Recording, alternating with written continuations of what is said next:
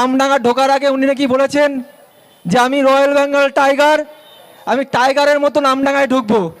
আমি বলছি কাসেম সিদ্দিকী আপনি ঢুকুন আর বিশ্বজিতের সাথে লড়াই করুন, আপনাকে যেদিনকে যাবেন এখানে বিড়াল করে বাড়ি পাঠাবো, এই কথা এখান থেকে বলে গেলাম। উনি যখন ওয়াকফ নিয়ে আন্দোলন হচ্ছে, সারা পশ্চিমবঙ্গ জুড়ে আন্দোলন হচ্ছে, এই আমডাঙ্গায় প্রায় 4টে থেকে 5টা আমরা পথসভা করেছি, বিশ্বজিৎ দাও ছিল, ওনাকে দেখা যায়নি, উনি কোনো আন্দোলনে যায়নি। এখন বড় বড় কথা বলছে মমতা ব্যানার্জি যদি বলে উনি নাকি আগুনে ঝাঁপ দেবেন, শুনে রাখুন আপনাকে আগুনে ঝাঁপ দিতে হবে না। এই আমডাঙ্গার মাটিতে যার সাথে লড়াই করতে দিয়েছে আপনি এমনিই ছায়খায় হয়ে যাবেন। প্রথমে শুনলাম যে ক্যানিং পূর্বে দাঁড়াবে, তারপরে শুনলাম বসিরহাট উত্তরে দাঁড়াবে। আমি জানি না ক্যানিং পূর্বে উনি কত ভোটে জিততেন, কিন্তু বসিরহাট উত্তরে কত ভোটে জিততে জানি না, কিন্তু এই আমডাঙ্গার বুকে আপনাকে 50,000 ভোটে হারিয়ে বাড়ি পাঠাবো, এ কথা আমি এখান থেকে বললাম। পীরজাদা বলে বেশি কথা বলতে পারি না, কিন্তু বন্ধু উনি বলেছিলেন যে যত বিজেপির বি টিম আছে তাদেরকে শেষ করব। আমি বলছি সব থেকে এই পশ্চিমবঙ্গে সব থেকে বিজেপির বি টিম যদি কেউ থাকে তার নাম মমতা ব্যানার্জি। যদি থাকে আপনার ক্ষমতা থাকে তা মমতা ব্যানার্জিকে গিয়ে একটা কথা বলুন, তারপরে দেখবেন আপনার প্রার্থী তালিকায় আপনার নাম নেই, আপনার নমিনেশন জমা তো দেওয়া হয়ে গেছে, ক্যান্সেল হয়ে যাবে।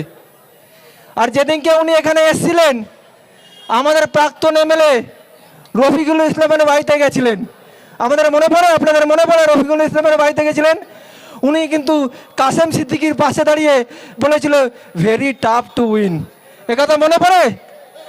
15 বছরের এমএলএ সে বলছে ভেরি টাফ টু উইন। এই অঞ্চলের এই আমডাঙ্গার মাটি উনি ভালো মতন জানে যে কিভাবে জিততে হবে কিভাবে জিততে হবে না। ওনাকে দেখিয়ে বলে দিয়েছে যে তুই জিততে পারবি না, এখান থেকে তুই এখনো সময় আছে, চলে যা ফুরফুরা শরীফে। উনি কিন্তু ওরা বুঝতে পারেননি, ওনাকে ইশারাই বলে দিয়েছে ভেরি টাফ টু উইন। পাড়ায় পাড়ায় যাচ্ছে, টুপি খুলে যাচ্ছে, কি বলবে নিজে বুঝতে পারছে না, বলছে না আমাকে ভোট দিন, কেউ শুনছে না মানুষ তার কথা। দেখবেন পাড়ায় পাড়ায় যাচ্ছে, লোক হচ্ছে না। ওই যে সিপিএমের একটা বন্ধু বলছিলেন, বলছে তাকে ডাকা হয়নি, সিপিএমের পার্টি অফিসে ঢুকে গেছে। তারপর ওখানে গিয়ে বলছে আমি যাচ্ছিলাম, সিপিএম লোক আমাকে ডেকে দাঁড় করিয়েছে, হাতে হাত মেলাচ্ছে। শুনে রাখুন কাসেম সিদ্দিকী, আপনাকে বলছি এখনো সময় আছে, এখনো সময় আছে যে সংযত হয়ে কথা বলুন, এখনো সময় আছে, উইথড্রল করুন, নাহলে যে গৌহারা হারবেন এরপরে মুখ দেখাতে পারবেন না, মুখে মাস্ক পরে ঘুরতে হবে যে বড় বড় ডায়লগ আমি দিচ্ছেন। আর ভারতীয় জনতা পার্টির বি টিমে এখানে কাজ করছেন। বিশ্বজিৎ দা আমাদের এখানকার ঘরের ছেলে, শীত গ্রীষ্ম বর্ষা বিশ্বজিৎ দায় আমডাঙ্গায় ভরসা, কথা আপনাদের মনে রাখতে হবে। কথা মনে রাখবেন, যদি এই অঞ্চলের কিছু হয়, যদি এই অঞ্চলের পাশের বাড়িতে কিছু হয়, বিশ্বজিৎ দার বাড়ি এখান থেকে এক্ষুনি ছুটে আসবে। ওই কাসেম সিদ্দিকী ভোটে জিতার পরে যদি ভোটে কোনোদিন জিততে পারে, জিতবে তো না, ধরে নিলাম জিতলো, ও কিন্তু ফুরফুরা শরীফ থেকে এখানে আসতে পারবে না। বিশ্বজিৎ দা এখানে ছুটে আসবে। বিশ্বজিৎ দা আমাদের ঘরের ছেলে, যদি কারো প্রবলেম হয়, শুনে রাখুন আমি বিশ্বজিৎ দার বাড়িতে ছিলাম, এইখানে কারো একটা মেয়ের প্রবলেম ছিল, তার বাবা গেছে বিশ্বজিৎ দার বাড়িতে, বলছে দাদা আমার মেয়ের প্রবলেম, বিশ্বজিৎ দা নিজের ঘরের টাকা বের করে দিয়েছে, দিয়ে সাহায্য করেছে, আর বলেছে যদি বিগত দিন আরও প্রবলেম হয় তুই আমাকে বলিস, যদি আমাকে ধার করে হয় তাহলে বিশ্বজিৎ দা আরও ধার করে টাকা দিত। এই হলো ঘরের ছেলে, এই হলো আমাদের কাছের ছেলে। তাহলে আগামী 29 আসছে দিন, বিশ্বজিৎ দাকে ভোট দিন, খাম চিহ্নকে ভোট দিন, কাস্তে চিহ্নকে ভোট দিন। তাদেরকে বলবো এই কাসেম সিদ্দিকী বলেছিল যে চোর চোর চোর, সেই চোরদেরকে নেবেন। আপনারা কি চোর? যারা তৃণমূলের ঝান্ডা নিয়ে ওর পিছনে পিছনে ঘুরে বেড়াচ্ছেন তাদেরকে আমি প্রশ্ন করে গেলাম আমডাঙ্গার এই বুকে দাঁড়িয়ে, নিজেদেরকে আয়নায় দাঁড়িয়ে বলবেন আমরা কি চোর? যদি চোর হন তাহলে কাসেম সিদ্দিকীর সাথে থাকবেন। আমি শ্রদ্ধা রেখেই বলছি মাননীয় কাসেম সিদ্দিকী, আপনি একটা নামি দামি শ্রদ্ধেয় পরিবারের সন্তান। আপনি আর যাই হোক নওশাদ সিদ্দিকী সাজতে যাবেন না। নওশাদ সিদ্দিকী মেরুদণ্ড খাড়া করে এই বাংলায় পিছিয়ে পড়া মানুষের হয়ে লড়াই করছে, এই কথাটা আপনাকে আমি স্মরণ করিয়ে দিতে চাই। আপনি না জেনে শুনে আমাদের সম্পর্কে, আমার পরিবার সম্পর্কে অনেক মন্তব্য করছেন। আপনি পীরজাদা ঘরের সন্তান, আমাদের মাথা হেঁট হয়ে যায়। আপনি উল্টোপাল্টা মন্তব্য করে নিজেকে অন্তত ছোট করবেন না, কারণ আপনার পরিবারের সম্মান অনেক উপরে। পরিবারের সম্মান আমরা অনেকে এখনো বিশ্বাস করি, ভরসা করি, এবং আপনাদেরকে আমরা হুজুর বলে মানি।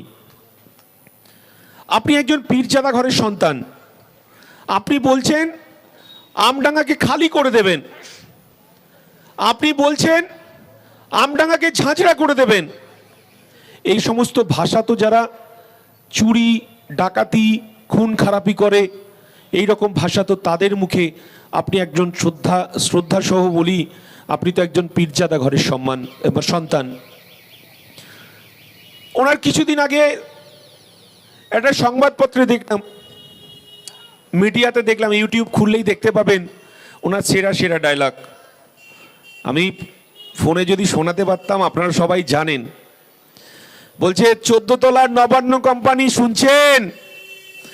আপনার পায়ের নখ থেকে মাথার চুল পর্যন্ত আপনার ডান দিকে বাঁ দিকে যারা আছে সবাই চোর চোর চোর চোর। এটা আমরা বলছি না।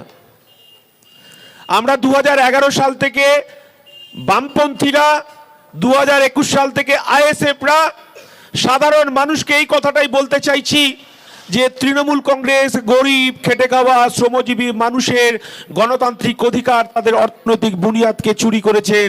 আর আমডাঙ্গা তৃণমূল কংগ্রেসের প্রার্থী শ্রদ্ধেয় কাসেম সিদ্দিকী তৃণমূলের কর্মীদেরকেও চোর চোর বলে আখ্যায়িত করছেন। এটা আইএসএফ বামপন্থীরা বলছে না। আমডাঙ্গায় ধর্মপ্রাণ মুসলমানের বাস, যারা 5 ওয়াক্ত নামাজ পড়েন। প্রত্যেকটা মানুষের তার রাজনীতি করার অধিকার আছে, প্রত্যেকটা মানুষের তার ধর্মচারণ করার অধিকার আছে। কেউ মসজিদে গিয়ে নামাজ পড়বেন, কেউ মন্দিরে ঘন্টা বাজিয়ে পুজো করবেন, কেউ আপনার ডঙ্কা বাজিয়ে হরিচাঁদ গুরুচাঁদের পুজো করবে, কেউ আবার গির্জায় গিয়ে প্রার্থনা করবে। কিন্তু আপনি একজন পীরজাদা ঘরের সন্তান হয়ে আপনি যে কথাটা বলছেন, এই বাংলার জানাজা করবেন, কবর যেন কেউ না করে, এরা মরে যাবে, ওই নবান্ন গিয়ে দিয়ে আসবে। যত তৃণমূলের নেতা আছে এরা যদি মরে যায়, এদের জানাজা করবে না।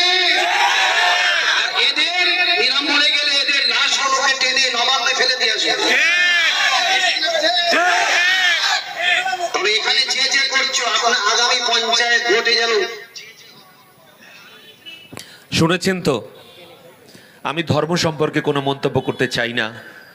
তৃণমূলে যারা নেতা আছেন, যারা ঘাস ফুল আঁকছেন, যারা কাসেম সিদ্দিকীর নাম লিখছেন, যারা মানুষের কাছে ভোট চাইছেন কাসেম সিদ্দিকীকে ভোট দেওয়ার জন্য, বিচারটা আপনাদের কাছে, আমি বামপন্থী জোটের আইএসএফ এর প্রার্থী হিসেবে আপনাদের কাছে রাখলাম। বিবেক আপনার, বিবেচনা আপনার। আমরা মানুষের কাছে বিচার দিয়েছি। আমাদের কাউকে ঝাঁঝরা করার ক্ষমতা নেই, আমডাঙ্গা খালি করার আর ইচ্ছা নেই। আমডাঙ্গা 2011 সালের পর থেকে অনেক রক্ত দিয়েছে, অনেক মায়ের কোল খালি হয়েছে। পঞ্চায়েত নির্বাচনে ভোট লুটকে কেন্দ্র করে বাড়ির পর বাড়ি লুট হয়েছে, হাঁস মুরগি খুলে নিয়ে গেছেন। আমাদের মায়েরা মালসাতে ধান ভিজিয়ে রেখেছিল, সেই ধান তুলে নিয়ে গেছেন। চাষের জমিতে ফসল কেটে দিয়েছেন, চাষের জমির ফসল নষ্ট করেছেন, পুকুরে বীজ দিয়ে দিয়েছেন, বাজারে উঠতে দেননি, দোকান খুলতে দেননি। তারপরেও এই আমডাঙ্গা মেরুদণ্ড সোজা করে আমরা তৃণমূলের বিরুদ্ধে, বিজেপির বিরুদ্ধে লড়াই জারি রেখেছি। আর যদি তৃণমূলের নেতারা দেখে যান, আমরা বসতে দিতে পারিনি। একটা চটের মধ্যে শয়ে শয়ে মানুষ বসে আছে। নওশাদ কি বলতে চাইছে, মীনাক্ষী মুখার্জি কি বলতে চাইছে, মোহাম্মদ সেলিম কি বলতে চাইছে। কারণ এই আমডাঙ্গার মানুষ হিন্দু মুসলমান নির্বিশেষে, আদিবাসী দলিত নির্বিশেষে 29 বছর ধরে একজন এমএলএ, তার নাম হাসিম আব্দুল হালিমকে বিধানসভায় পাঠিয়েছিল। সেদিন আমার পেটে একবেলা খাওয়া হতো, একবেলা খাওয়া হতো না, কিন্তু রেডিওর বার্তায় আমার বাবা মা, আমার কাকা জেঠা আব্বা চাচারা শুনতো যে কমনওয়েলথে গিয়ে আমার বিধায়ক তিনি বক্তব্য রাখছেন, প্রতিনিধিত্ব করছেন। তখন গর্বে আমার বুকটা ভরে উঠতো যে আমার আমডাঙ্গার এমএলএ তিনি বিশ্ব দরবারে আমডাঙ্গাকে প্রতিষ্ঠা করেছে। আর 2011 সালে পরাজয়ের পর এই আমডাঙ্গা বোমাডাঙ্গা নামে খ্যাতি লাভ করেছে। আমডাঙ্গায় বোমার চাষ হয়। প্রতিবাদ করবেন না? আমডাঙ্গায় আমার বেকার, অল্প শিক্ষিত বেকার ছেলেরা, তারা রাত জেগে এমব্রয়ডারির কাজ করছে, তারা এমব্রয়ডারির কাজ করছে, তারা রাত জেগে দুটো পয়সা ইনকাম করার চেষ্টা করছে। 2011 সালে আমরা কি দেখেছিলাম? আমরা দেখেছিলাম কৃষির ওপর ভিত্তি করে শিল্প হবে। বেকার যুবকরা স্বপ্ন দেখেছিল যে সব হাতে কাজ চাই, সব পেটে ভাত চাই। এই তৃণমূল কংগ্রেস বলেছিল, এই তৃণমূল কংগ্রেস বলেছিল মুসলমানরা খুব কষ্টে আছে, আমি পশ্চিম বাংলায় 10,000 মাদ্রাসা দেব। মমতা বন্দ্যোপাধ্যায় বলেছিলেন সাধনপুর মাঠে এসে, কেন আমডাঙ্গায় আলিয়া ইউনিভার্সিটি হলো না? তিনি বলেছিলেন আমি ওয়াকফ বোর্ডের মধ্য দিয়ে আমি মুসলমান সন্তানদের পড়াশোনার ব্যবস্থা করব। এই আমডাঙ্গার মুসলমান সম্প্রদায়ের মানুষ আর চোখের জল ফেলবে না। আমডাঙ্গার মানুষ মমতা বন্দ্যোপাধ্যায়কে, তিনি বোরখা পরে হিজাব পরেন, তিনি আবার মাঝে মধ্যে আপনি পাক সার্কাসে রোজার সময় আমার ভাইরা, আমার মায়েরা যখন সকাল থেকে সন্ধ্যা পর্যন্ত জল পান না করে, না খেয়ে রোজা রাখেন, তখন মমতা বন্দ্যোপাধ্যায় 14 তলায় বসে সকালবেলা ব্রেকফাস্ট, দুপুরবেলা আপনার লাঞ্চ করে যখন মাথায় হিজাব পরে ইনশাল্লাহ সুবহানাল্লাহ করেন ববি হাকিমদের সাথে, তখন আমাদের লজ্জায় মাথা হেঁট হয়ে যায়। তবুও এই বাংলার মানুষ মমতা বন্দ্যোপাধ্যায়কে বিশ্বাস করেছিল মুসলমানদের ত্রাতা হিসাবে। যখন মমতা বন্দ্যোপাধ্যায় রেড রোডে গিয়ে ঈদের নামাজ পড়ার সময় তিনি রাজনৈতিক ভাষণ দেন, সেটাও বাংলার মানুষ ভেবে বিশ্বাস করেছিল। কিন্তু আমরা কি দেখলাম? মমতা বন্দ্যোপাধ্যায় তিনি বললেন আমার জীবন থাকতে, প্রাণ থাকতে আমি এসআইআর করতে দেব না। বাংলার মানুষ বুক বেঁধেছিল মমতা বন্দ্যোপাধ্যায়কে, কারণ উনি হিজাব পরে ইনশাআল্লাহ সুবহানাল্লাহ করেন। হয়তো মমতা বন্দ্যোপাধ্যায় এসআইআর করতে দেবেন না, কিন্তু সর্বপ্রথমে তিনি এসআইআর শুরু করার অনুমতি দিলেন। 90,000 টিচার, 90,000 কর্মচারীকে দিলেন। আপনার আমার করের 221 কোটি টাকা নির্বাচন কমিশনকে দিলেন। কোথায় হবে? আগে হতো পঞ্চায়েতে পঞ্চায়েতে। 2002 সালে বাম আমলেও তো এসআইআর হয়েছিল। বাড়ি বাড়ি যারা বিএলও এসেছিল, কোনটা হালিফ, কোনটা করিম, কোনটি যদু, কোনটা মধু, বিএলওরা জানতেন। সেখান থেকেই ঠিক হয়ে গেছিল এসআইআর কাকে বলে জানতে পারিনি। তখন বামফ্রন্ট সরকারটা ছিল, তার মুখ্যমন্ত্রী ছিল জ্যোতি বসু বুদ্ধবাবু। তারা সোনার চামচ মুখে দিয়ে জন্মগ্রহণ করেনি। আমরা যেটুকু শিখেছি, সেদিন এসআইআর হয়েছিল। আর আমরা, মমতা বন্দ্যোপাধ্যায় বারবার বলছেন বিজেপিকে রুখতে হবে, আর আমার পাড়ার ভাইরা, দামাল সন্তানরা বলছে বিজেপিকে রুখতে গেলে তৃণমূলকে ভোট দিতে হবে। আমরা বলতে চাইছি যে তৃণমূল আমলে, বাম আমলে বিজেপির ভোট ছিল 2%, 3%।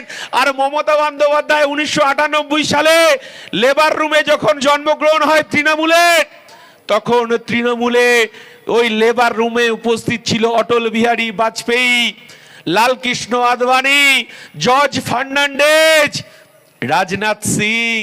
তারা উপস্থিত থেকে তৃণমূলের জন্ম দিয়েছিল। এ কথাটা আব্বাস সিদ্দিকী বলেনি, এ কথাটা নওশাদ সিদ্দিকী বলেনি, এ কথাটা মোহাম্মদ সেলিম বলেনি। এই রাজ্যের বিজেপির রাজ্য সভাপতি শ্রমিক ভট্টাচার্য বলছে আমাদের ভাবতে হবে যে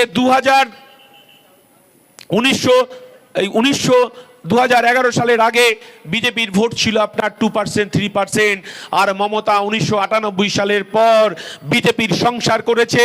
বিজেপির রেলমন্ত্রী ছিল, বিজেপির কয়লা মন্ত্রী ছিল, রেল দপ্তরের চেয়ারপারসন ছিল। আর এই বাংলায় 2006 সাল পর্যন্ত বিজেপির সঙ্গে সরাসরি গাঁটছড়া বেঁধে বিধানসভায় লড়াই করেছেন। আপনি আমাদেরকে বিজেপি শেখাবেন, তৃণমূল শেখাবেন? বালির বাঁধ দিয়ে কখনো জল আটকানো যায়? তৃণমূলকে দিয়ে কখনো বিজেপিকে আটকানো যায়? বিজেপিকে একমাত্র আটকাতে পারে নওশাদ সিদ্দিকী, কারণ এই বাংলায় একজন এমএলএ বুঝিয়ে দিয়েছে যে ওয়াকফ সংশোধনী বিল সুপ্রিম কোর্টে গিয়ে কিভাবে আটকাতে হয়। রাতের ঘুম হারাম করে দিয়েছে নরেন্দ্র মোদী, রাজনাথ সিংদের।